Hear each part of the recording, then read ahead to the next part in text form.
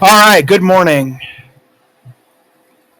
Just going to do a quick summary of what happened yesterday, and then we'll get into a Bible reading before I do my Instacarts for the day. So, yesterday, I ended up doing about 11 hours of work, which is awesome. I would like to get it up to 12 because then that'll be half the day. That'll mean I'm doing more work than my dialysis does, which is kind of nice. So my dialysis is about 9 hours every night. So plus midday, so about 10 hours every day. So it's just nice kind of being able to do stuff more than that. Um, Even if these sections don't go for an hour long, I'm counting them as an hour because I've planned an hour for them. So if I get it done before the hour, then that's good. So, um, but I did Instacart for 3 hours in the morning, had a can of chili, then Instacart for 4 more hours, and then I had dinner, crackers and roast beef, and then I read Bible AV1, which is Genesis 1 through 9, and then Bible AV2, which is 10 through 18, AV3 19 to 27, and then OpenStax Biology 1, which is chapter 1. I read sections 1.1, 1.2, which is the full chapter. So, let's head over here. As you could see, I did not do my Bible AVs during the morning, and I only did 1 hour. I could round it up if I want to, but it was an hour and 15 minutes roughly of, so I didn't round it up. So my goal today is just to push it a little bit further. So I'm going to go ahead and read Bible AV7 and then do some Instacart. Oops, wrong thing. Sorry. Doop. Genesis 9. All right, so we are on AV4. So Genesis 28. So Isaac called Jacob and blessed him and commanded him, saying, "You must not take a wife from the daughters of Canaan. Go away to Padan Aram, to the house of Bethuel, your mother's father, and from there take for yourself a wife from the daughters of Laban, your mother's brother. God Almighty will bless you and make you fruitful and multiply you, and you will certainly become a congregation of peoples. And he will give to you the blessing of Abraham, to you and to your offspring with you, so that you may take possession of the land where you have been living as a foreigner, which God has given to Abraham." So Isaac sent Jacob away, and he departed for Padan Aram to Laban, the son of Bethuel the Aramean, the brother of Rebekah, the mother of Jacob and Esau. Esau saw that Isaac was blessed, or I had blessed Jacob, and had sent him away to Padan Aram to take a wife from there, and that when he blessed him, he commanded him, "Do not take a wife from the daughters of Canaan." And that Jacob obeyed his father and his mother and departed for Padan Aram. Esau then realized the daughters of Canaan were displeasing to his father Isaac. So Esau went to the Ishmael and took his wife Mahalath, the daughter of Abraham's son Ishmael, the sister of Nebaioth, in addition to the other wives he already had. Jacob departed from Beersheba and kept going toward Haran. In time, he came to a place and prepared to spend the night there because the sun had set. So he took one of the stones of that place and set it to rest his head on and lay down there. Then he had a dream, and look, there was a stairway set on the earth, and its top reached up to the heavens, and there was God's angels ascending and descending on it. And look, there was Jehovah stationed above it, and he said, "I am Jehovah, the God of Abraham, your father, and the God of Isaac. The land on which you are lying, to you I am going to give it, and to your offspring. And your offspring will certainly become like the dust particles of the earth, and you will spread abroad to the west and to the east and to the north and to the south.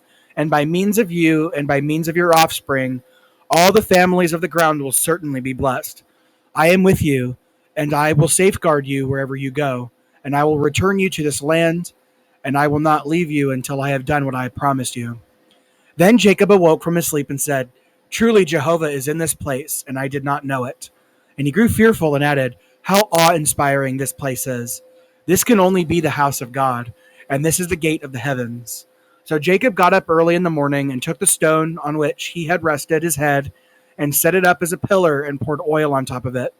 So he named that place Bethel, but previously the city's name was Luz.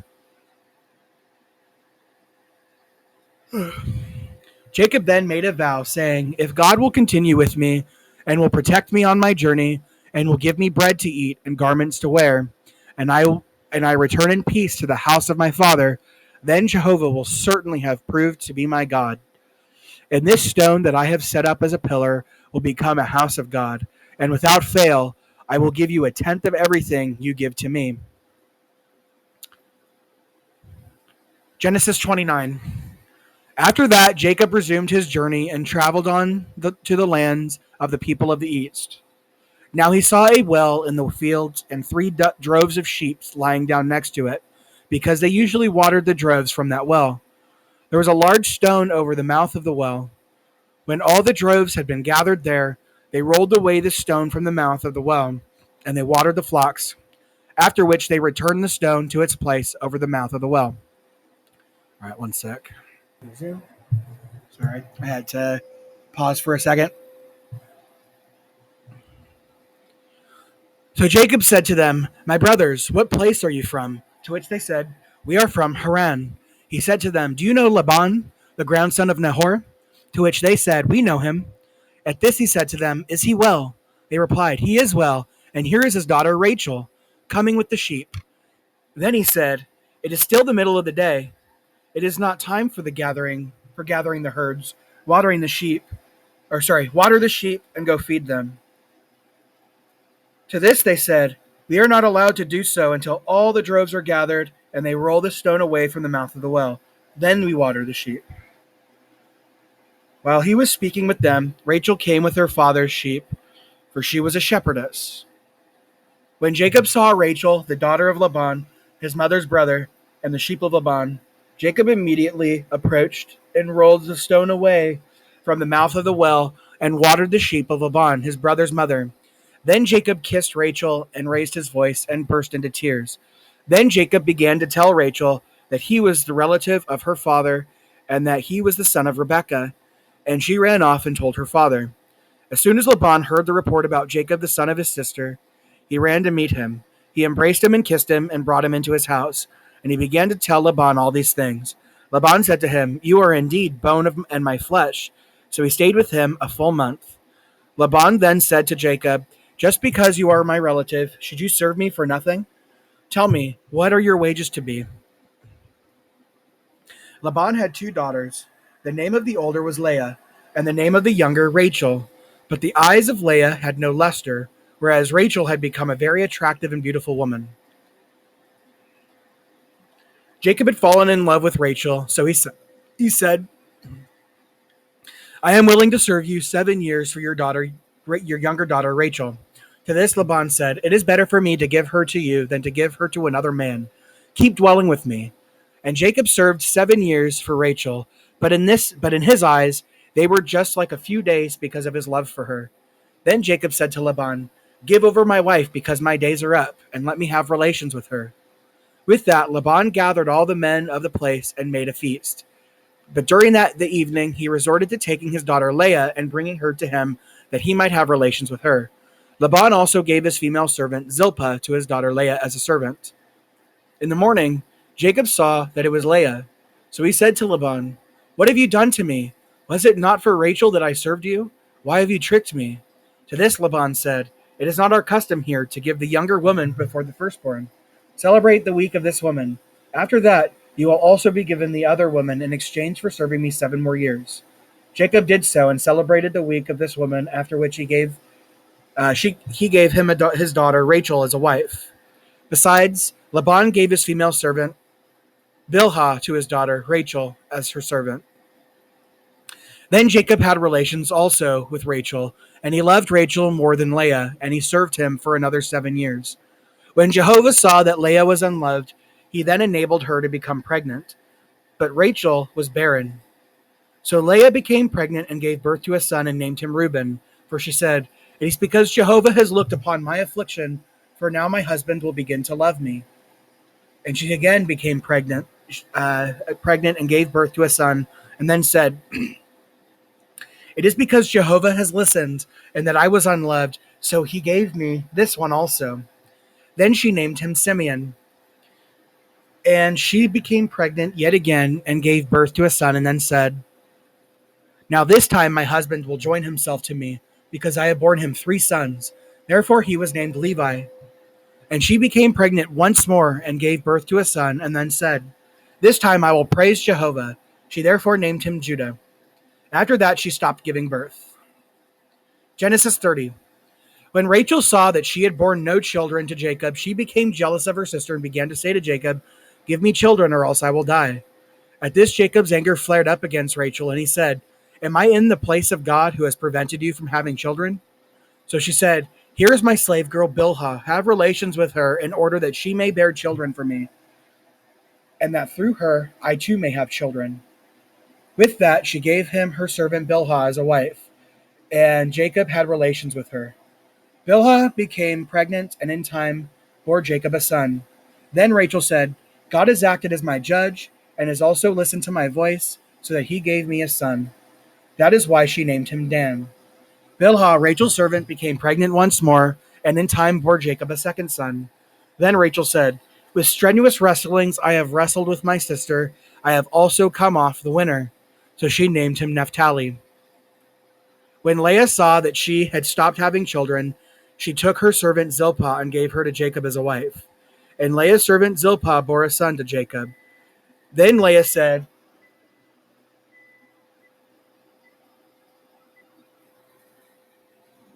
"With good fortune." So she named him Gad. After that, Zilpah, Leah's servant, bore a second son to Jacob. Then Leah said, "With my happiness, for the daughters will certainly pronounce me happy." So she named him Asher. Sorry, one sec.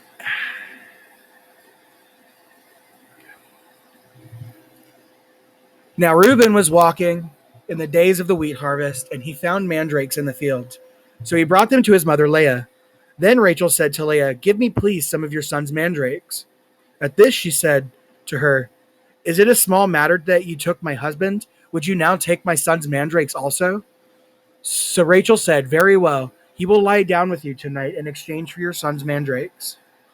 When Jacob was coming from the field in the evening, Leah went out to meet him and said, "It is with me you are going to have relations, because I have hired you outright with my son's mandrakes." So he lay down with her that night. And God heard and answered Leah, and she became pregnant, and in time bore to Jacob a fifth son. Then Leah said, "God has given me my wages, because I have given my servant to my husband." So she named him Issachar. And Leah became pregnant once more, and in time bore a sixth son to Jacob. Then Leah said, "God has endowed me, yes, me, with a good endowment. At last my husband will tolerate me, for I have borne him 6 sons." So she named him Zebulun. Afterwards she bore a daughter and named her Dinah. Finally God remembered Rachel, and God heard and answered her by enabling her to become pregnant. And she became pregnant and gave birth to a son. Then she said, "God has taken away my reproach." So she named him Joseph, saying, "Jehovah is adding another son to me." After Rachel had given birth to Joseph, Jacob immediately said to Laban, "Send me away so that I may go to my place and to my land. Give over my wives and my children, for whom I have served with you, that I may go, for you well know how I have served you." Then Laban said to him, "If I have found favor in your eyes, I have understood by the omens that Jehovah is blessing me because of you." And he added, "Stipulate your wages to me, and I will give them." So Jacob said to him, "You know how I have served you and how your herd has fared with me. You had little before my coming, but your herd has increased and multiplied, and Jehovah has blessed you since I arrived. So when will I do something for my own house?" Then he said, "What should I give you?" And Jacob said, "You will give me nothing whatsoever. If you will do this one thing for me, I will resume shepherding your flock and guarding it. I will pass through your whole flock today. You set aside from there every sheep speckled and with color patches, and every dark brown sheep among the young rams, and any color patched and speckled one among the she goats. From now on, these must become my wages, and my righteousness must speak for me on a future day when you come to look over my wages. Every one that is not speckled and color patched among the she goats and dark brown among the young rams will be considered stolen if it is with me. To this Laban said, that is fine. Let it be according to your word. Then on that day he set aside the he goats striped and color patched, and all the she goats speckled and color patched, every one in which there was any white, and every one dark brown among the young rams, and gave them into the care of his sons. After that, he set a distance of 3 days' journey between himself and Jacob was shepherding the flocks of Laban that remained over. Jacob then took freshly cut staffs of the storax, almond, and plane trees, and he peeled white spots in them by exposing the white wood on the staffs. Then he placed the staffs that he had peeled in front of the flock, in the gutters, in the drinking troughs, where the flocks would come to drink, that they might get into heat in front of them when they came to drink. So the flocks would get into heat in front of the staffs, and the flocks would produce striped, speckled, and color-patched offspring. Then Jacob separated the young rams and turned the flocks to face the striped ones and all the dark brown ones among the flocks of Laban. Then he separated his own flocks and did not mix them with Laban's flocks. And whatever the robust animals would get into heat, Jacob would place the staffs in the gutters before the eyes of the flocks, that they might get into heat by the staffs. But when the animals were weak, he would not place the staffs there. So the weak ones always came to be Laban's, but the robust ones became Jacob's. And the man grew very prosperous, and he acquired great flocks and male and female servants and camels and donkeys. Genesis 31. In time he heard that what the sons of Laban were saying. Jacob has taken everything that belonged to our father, and from what belonged to our father he has amassed all this wealth. When Jacob would look at the face of Laban, he saw that his attitude toward him was not what it used to be. Finally, Jehovah said to Jacob, return to the land of your fathers and to your relatives, and I will continue with you. Then Jacob sent a message to Rachel and Leah to come out to the fields to his flock. And he said to them, I have seen that your father's attitude toward me has changed, but the God of my father has been with me. You yourselves certainly know that I have served your father with all my power. And your father has tried to cheat me and has changed my wages 10 times, but God has not allowed him to do me harm. If on the one hand he would say, the speckled ones will be your wages, then the whole flock produce speckled ones. But if on the other hand he would say, the striped ones will be your wages, then the whole flock produce striped ones. So God kept taking your father's livestock away from him and giving it to me. Once the flock got into heat, I raised my eyes and saw in a dream that the he-goats mating with the flock were striped, speckled, and spotty.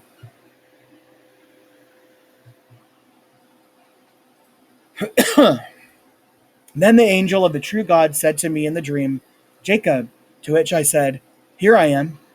And he continued, raise your eyes, please, and see that all the he-goats mating with the flock are striped, speckled, and spotty. For I have seen all that Laban is doing to you. I am the true God of Bethel, where you anointed a pillar and where you made a vow to me. Now get up, go out of this land, and return to the land of your birth. At this, Rachel and Leah answered him, is there any share left for us to inherit in our father's house? Does he not consider us as foreigners, since he has sold us and has been using up the money given for us? All the riches that God has taken away from our father are ours and our children's. So then, do everything that God has told you to do. Then Jacob got up and lifted his children and his wives on the camels. And he began driving all his herd and all the goods that he had accumulated, the livestock in his possession that he had accumulated in Padan Aram, to go to Isaac his father in the land of Canaan. Now Laban had gone to shear his sheep, and Rachel stole the teraphim statues that belonged to her father. Moreover, Jacob outwitted Laban the Aramean, for he had not told him that he was running away. And he ran away and crossed the river, he and all he had. Then he headed toward the mountainous region of Gilead. On the third day, Laban was told that Jacob had run away. So he took his brothers with him and pursued him for a journey of 7 days and caught up with him in the mountainous region of Gilead. Then God came to Laban the Aramean in a dream by night and said to him, be careful about what you say to Jacob, either good or bad. So Laban approached Jacob as Jacob had pitched his tent in the mountain, and Laban had encamped with his brothers in the mountainous region of Gilead. Then Laban said to Jacob, "What have you done? Why have you resorted to outwitting me and carrying my daughters off like captives taken by the sword? Why did you run away secretly and outwit me and not tell me? If you had told me, I could have sent you away with rejoicing and with songs, with tambourine and with harp. But you did not give me a choice to kiss my grandchildren and my daughters. You have acted foolishly. It is in my power to do harm to you. But the God of your father spoke to me last night, saying, 'Be careful about what you say to Jacob, either good or bad.' Now you have gone because you have been longing to return to the house of your father. But why have you stolen my gods?" Jacob answered Laban, "It was because I was afraid, for I said to myself, 'You might take your daughters away from me by force. Anyone with whom you find your gods will not live. Before our brothers, examine what I have and take what is yours.' But Jacob did not know that Rachel had stolen them. So Laban went into the tent of Jacob and into the tent of Leah and into the tent of the two slave girls, but did not find them. Then he came out of Leah's tent and went into Rachel's tent. Meanwhile, Rachel had taken the teraphim statues and put them in the women's saddle basket on the camel, and she was sitting on them. So Laban searched through the whole tent, but did not find them. Then she said to her father, 'Do not be angry, my lord, because I am not able to get up before you, for the customary thing with women is upon me.' So he searched on carefully, but did not find the teraphim statues. At that, Jacob became angry and began to criticize Laban. Jacob then said to Laban, 'What is my offense, and for what sin are you hotly pursuing me?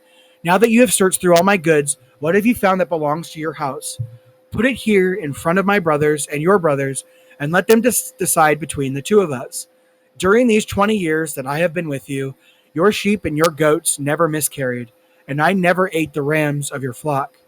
I did not bring you any animal torn by wild beasts. I would stand the loss of it myself.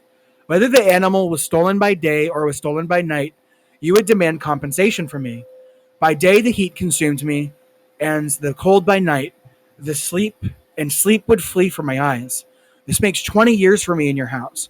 I have served you 14 years for your 2 daughters and 6 years for your flock, and you kept changing my wages 10 times.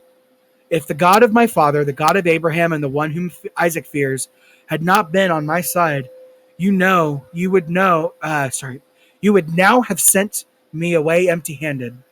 God has seen my affliction and the toil of my hands, and that is why he reproved you last night." Then Laban answered Jacob, "The daughters are my daughters, and the children my children, and the flock my flock, and everything you are looking at is mine and my daughters. What can I do today against these or against their children whom they have borne? Now come, let us make a covenant, you and I, and it will serve as a witness between us." So Jacob took a stone and set it up as a pillar. Then Jacob said to his brothers, "Pick up stones." And they took stones and made a pile. After that, they ate there on the pile of stones. And Laban began calling it Jagar Sahadartha, but Jacob called it Gilead. Laban then said, "This pile of stones is a witness between me and you today." That is why he named it Gilead. And the watchtower, for he said, "Let Jehovah keep watch between you and me when we are out of each other's sight. If you mistreat my daughters, and if you start taking wives in addition to my daughters, though there is no man with us, remember that God will be a witness between you and me." Laban went on to say to Jacob, "Here is this pile of stones, and here is the pillar that I have erected between you and me. This pile of stones is a witness, and the pillar is something that bears witness. That I will not pass beyond this pile of stones to bring harm to you, and you will not pass beyond this pile of stones and this pillar to bring harm to me. Let the God of Abraham and the God of Nahor, the God of their father, judge between us." And Jacob swore by the one whom his father Isaac fears. After that, Jacob offered a sacrifice in the mountain and invited his brothers to eat bread. So they ate and spent the night in the mountain. However, Laban got up early in the morning and kissed his grandchildren and his daughters and blessed them. Then Laban departed and returned home. Genesis 32. Jacob then went on his way, and the angels of God met up with him. As soon as he saw them, Jacob said, "This is the camp of God."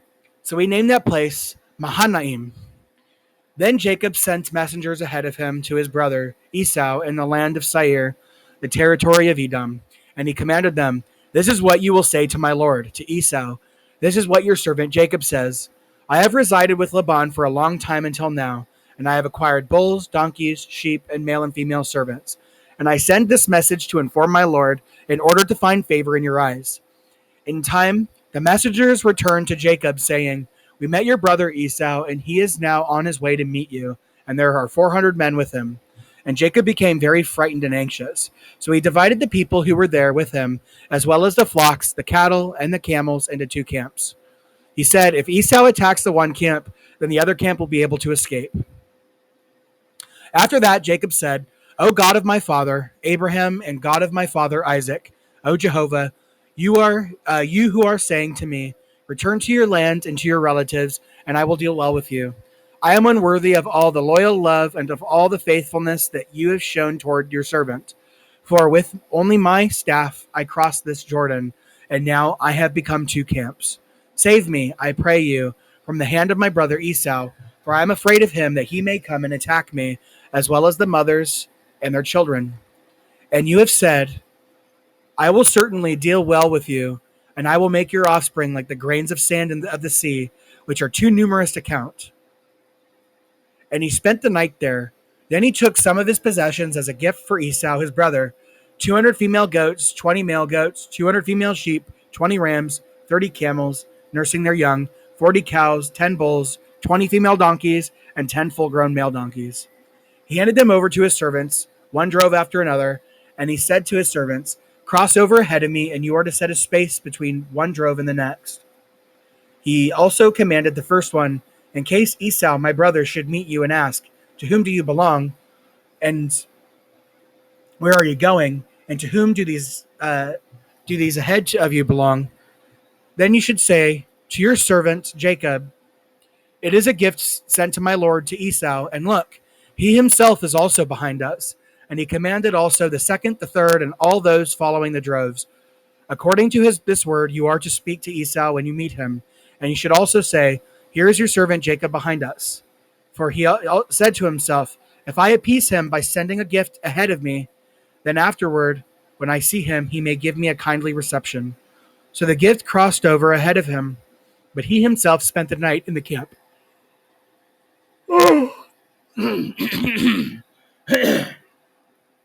Later during that night, he rose and took his 2 wives and his 2 female servants and his 11 young sons and crossed over the ford of Jabbok. So he took them and brought them across the stream, and he brought over everything else he had. Finally, Jacob was left by himself. Then a man began to wrestle with him until the dawn broke. When he saw that he had not prevailed over him, he touched the socket of his hip, and the socket of Jacob's hip was dislocated during wrestling with him. After that, he said, "Let me go, for the dawn is breaking." To this he said, "I am not going to let you go until you bless me."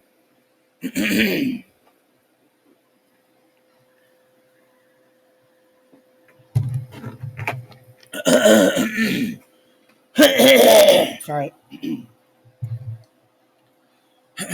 So he said to him, "What is your name?" To which he said, "Jacob." Then he said, Your name will no longer be Jacob, but Israel, for you have contended with God and with men, and you have at last prevailed." In turn, Jacob inquired, "Tell me, please, your name." However, he said, "Why is it you ask my name?" With that, he blessed him there. So Jacob named the place Peniel, for he said, "I have seen God face to face, yet my life was preserved." And the sun rose up upon him as soon as he passed by Penuel, but he was limping because of his hip. That is why, to this day, the sons of Israel are not accustomed to eat the thigh sinew, which is on the socket of the hip joint, because he touched the socket of Jacob's hip joints by the thigh sinew. Genesis 33. Now Jacob raised his eyes and saw Esau coming, and 400 men were with him. So he divided the children among Leah, Rachel, and the 2 female servants. He put the female servants and their children in front, Leah and her children after them, and Rachel and Joseph behind them. Then he himself went ahead of them and bowed down to the earth 7 times as he came near his brother. But Esau ran to meet him, and he embraced him and kissed him, and they burst into tears. When he raised his eyes and saw the women and the children, he said, "Who are these with you?" To which he said, "The children with whom God has favored your servant." At that, the female servants came forward with their children and bowed down. And Leah too came forward with her children, and they bowed down. Then Joseph came forward with Rachel, and they bowed down. Esau said, "What is the purpose of all this camp of travelers that I have met?" He replied, "In order to find favor in the eyes of my Lord." Then Esau said, "I have a great many possessions, my brother. Keep what is yours." However, Jacob said, "No, please. If I have found favor in your eyes, you must take my gift from my hand, because I brought it so that I could see your face. And I have seen your face as though seeing God's face, in that you received me with pleasure. Take, please, the gift conveying my blessing that was brought to you, for God has favored me, and I have everything I need." And he continued to urge him, so that he took it. Later Esau said, "Let us move out and go, and let me go in advance of you." But he said to him, "My Lord is aware that the children are delicate, and that in my care are sheep and cattle nursing their young. If they are driven too quickly for one day, then the whole flock will die. Let my Lord please go on ahead of his servant, but I will continue the journey more slowly at the pace of my livestock and of the children until I come to my Lord at Seir." Then Esau said, "Please, let me leave some of my people with you." To this he said, "Why do this? Just let me find favor in the eyes of my Lord." So that day Esau went on his way back to Seir. And Jacob journeyed to Succoth, and he built a house for himself, and he made shelters for his herd. That was why he named the place Succoth. After journeying from Padan Aram, Jacob arrived safely at the city of Shechem and the land of Canaan, and he set up his camp near the city.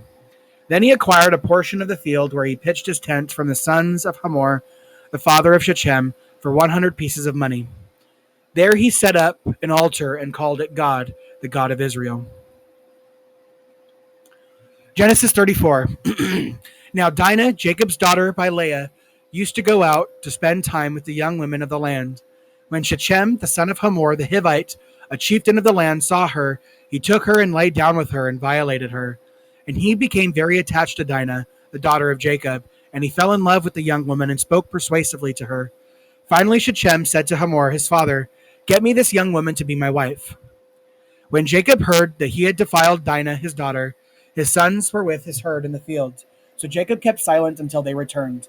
Later Hamor, Shechem's father, went out to speak with Jacob, but the sons of Jacob heard about it and returned from the field right away. They were offended and very angry because he had disgraced Israel by lying down with Jacob's daughter, something that should not be done. Hamor spoke with them, saying, "My son Shechem longs for your daughter. Please give her to him as a wife and form marriage alliances with us. Give us your daughters and take our daughters for yourselves. You may dwell with us, and the land will become available for you. Dwell and carry on trade in it, and settle in it." Then Shechem said to her father and to her brothers, "Let me find favor in your eyes, and I will give you whatever you ask me. You can demand from me a very high bride price and gift. I am willing to give whatever you may say to me. Just give me the young woman as a wife."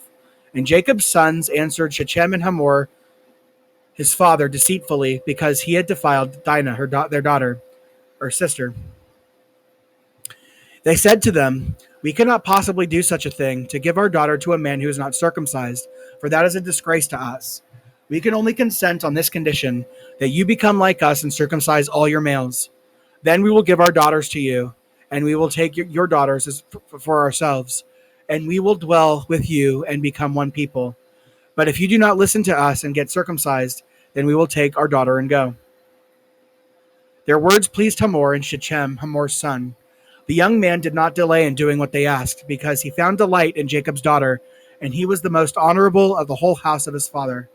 So Hamor and his son Shechem went to the city gate and spoke to the men of their city, saying, "These men wish to be at peace with us. Let them dwell in the land and carry on trade in it, for the land is large enough to accommodate them. We can take their daughters as wives, and our daughters we can give to them. Only on this one condition will the men consent to dwell with us in order to become one people, that every male among us be circumcised just the way they are circumcised. Then will not their possessions, their wealth, and all their livestock be ours? So let us give them our consent, that they may dwell with us." All those going out by the gate of the city listened to Hamor and to his son Shechem, and all the males got circumcised, all those going out of the city gate. However, on the third day, when they were still in pain, two sons of Jacob, Simeon and Levi, Dinah's brothers, each took his sword and went into the unsuspecting city and killed every male. They killed Hamor and his son Shechem with the sword, and then took Dinah from Shechem's house and left.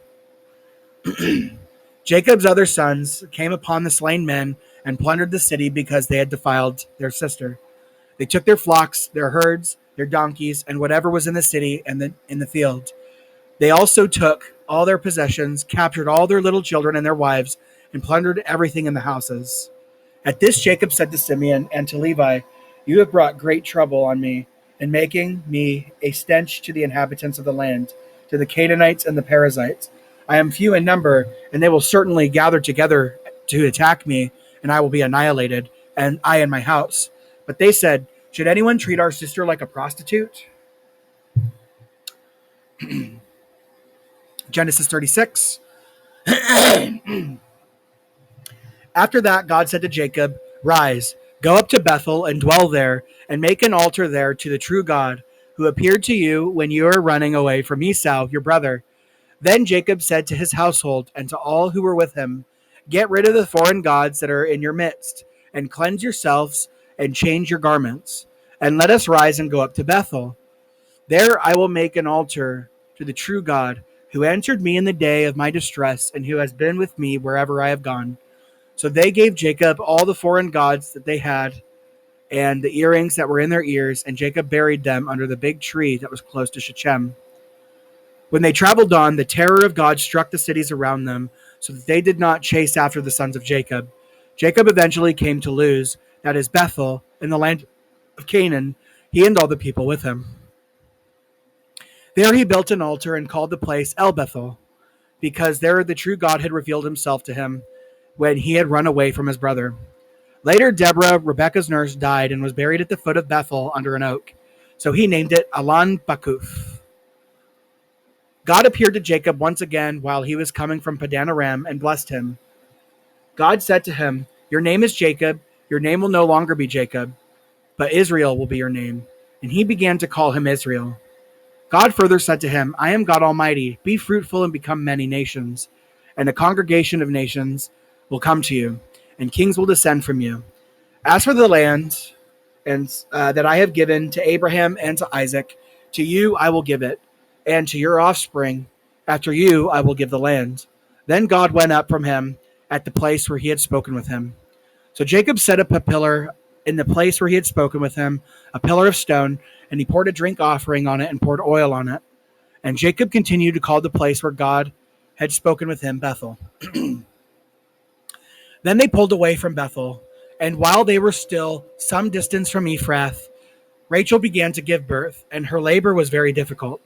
But while she was struggling to deliver the child, the midwife said to her, "Do not be afraid, for you will have this son also." Just as her life was slipping away, for she was dying, she named him Benoni, but his father called him Benjamin. So Rachel died and was buried on the way to Ephrath, that is, Bethlehem. Jacob set up a pillar over her grave. It is the pillar of Rachel's grave to this day. After that, Israel pulled away and pitched his tent a distance beyond the Tower of Eder.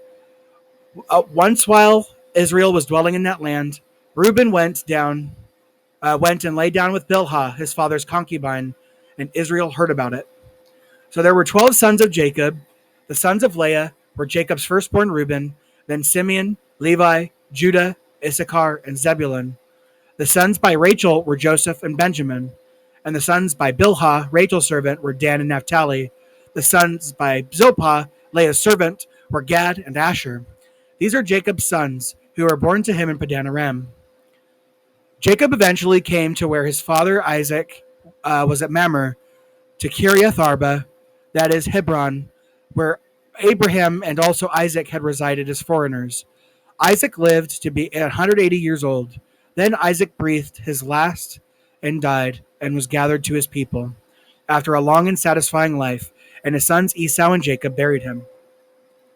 Genesis 36. This is the history of Esau, that is Edom. Esau took his wives from the daughters of Canaan, Adah, the daughter of Elon the Hittite, and Oholibamah, the daughter of Anah, the granddaughter of Zibeon the Hivite, and Basemath, Ishmael's daughter, the sister of Nebaioth. And Adah bore Eliphaz to Esau, and Basemath bore Reuel. And Oholibamah bore Jeush, Jalam, and Korah. These are the sons of Esau who were born to him in the land of Canaan. After that, Esau took his wives, his sons, his daughters, all the members of his household, his herd, and all his other beasts, and all the wealth he had accumulated in the land of Canaan, and he went to another land some distance away from Jacob his brother. For their goods had become too many for them to dwell together, and the lands where they were residing was not able to sustain them because of their herds. So Esau took up dwelling in the mountainous region of Seir. Esau is Edom. And this is the history of Esau, the father of Edom, in the mountainous region of Seir. One sec, I'm going to water real quick.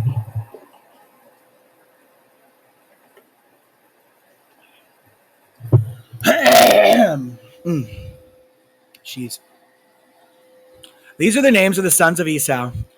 Eliphaz, the son of Adah, Esau's wife. Reuel, the son of Basemath, Esau's wife. The sons of Eliphaz were Teman, Omar, Zepho, Gatam, Kenaz. Timnah became the concubine of Eliphaz, Esau's son. In time she bore to Eliphaz Amalek. These are the sons of Adah, Esau's wife.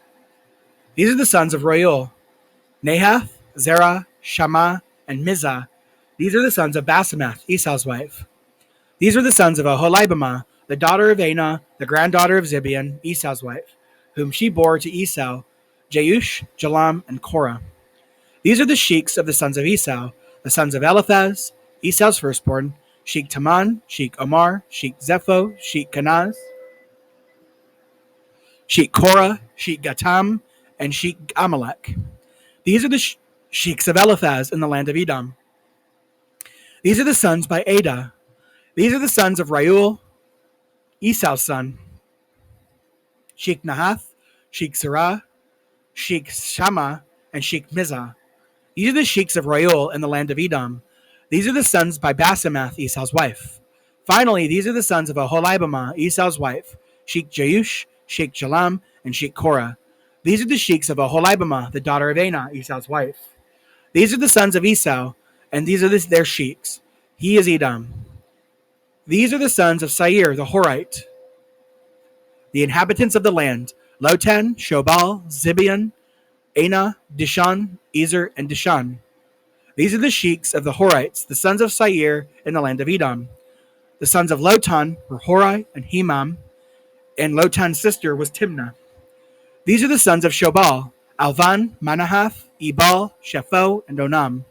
These are the sons of Zibeon: Aiah and Anah. This is the Anah who found the hot springs in the wilderness while he was tending the donkeys for Zibeon his father. These are the children of Anah, Dishan and Oholibamah, the daughter of Anah. These are the sons of Dishan: Hemdan, Eshban, Ithran, and Cheran. These are the sons of Ezer: Bilhan, Zeavan, and Akan. These are the sons of Dishan: Uz and Aran. These are the sheiks of the Horites: Sheikh Lotan, Sheikh Shobal, Sheikh Zibeon, Sheikh Anah, Sheikh Dishan, Sheikh Ezer, and Sheikh Dishan. These are the sheiks of the Horites according to their sheiks of the land of Seir. Now these are the kings who reigned in the land of Edom before any king reigned over the Israelites. Bela, son of Beor, reigned in Edom, and the name of his city was Dinhabah. When Bela died, Jobab, son of Zerah from Bozran, began to reign in his place. When Jobab died, Husham from the land of the Temanites began to reign in his place. When Husham died, Hadad, son of Bedad, who defeated the Midianites in the territory of Moab, began to reign in his place, and the name of his city was Avith. When Hadad died, Samlah from Masrekah began to reign in his place.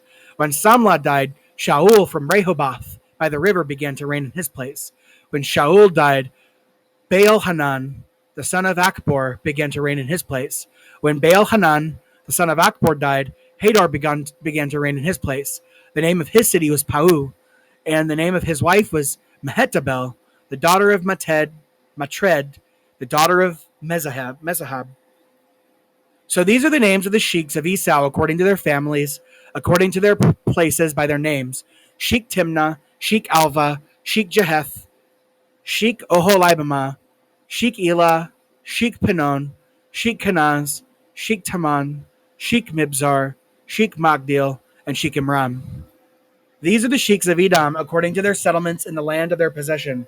This is Esau, the father of Edom. And that is the end of AV4.